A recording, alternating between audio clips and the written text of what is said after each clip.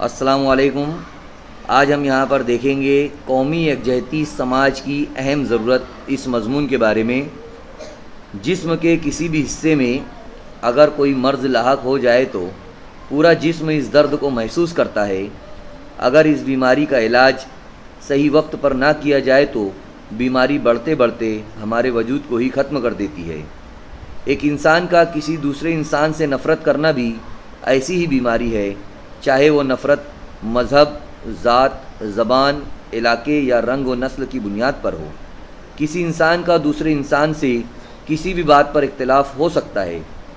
اختلاف کے باوجود اتحاد سے رہنا قومی یکجہتی کہلاتا ہے۔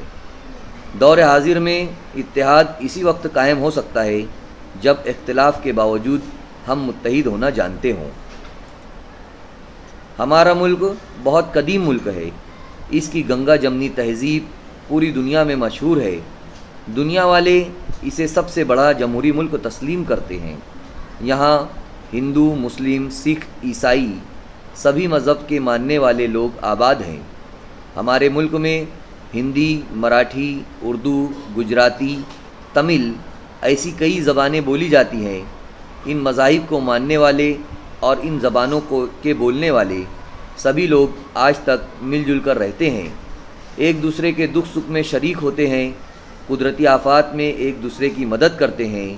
دنیا کے ہر ملک میں کسی نہ کسی بات پر وہاں کے رہنے والے افراد کے درمیان اختلاف ہوتا ہے۔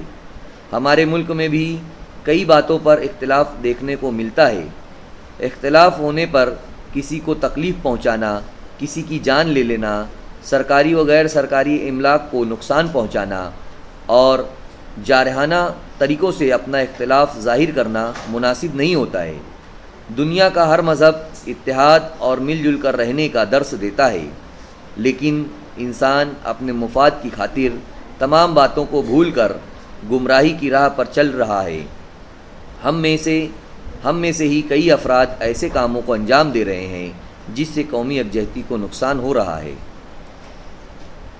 سماج اس وقت ترقی کرتا ہے جب سماج میں رہنے والے افراد مل جل کر رہیں، ایک دوسرے کی مدد کریں، تعلیم حاصل کریں، غلط کاموں سے دور رہیں اور قومی یکجہتی کا مظاہرہ کریں۔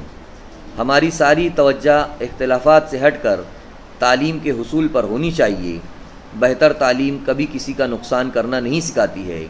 آج سماج کو آپ کی طرح اچھے شہری کی ضرورت ہے۔ سماج سے ہی ملک تشکیل پاتا ہے۔ سماج کی ترقی ملک کی ترقی ہوتی ہے۔ اس لیے ہمیں تمام مذاہب اور مختلف زبانوں کے بولنے والوں کے ساتھ مل جل کر رہنا چاہیے۔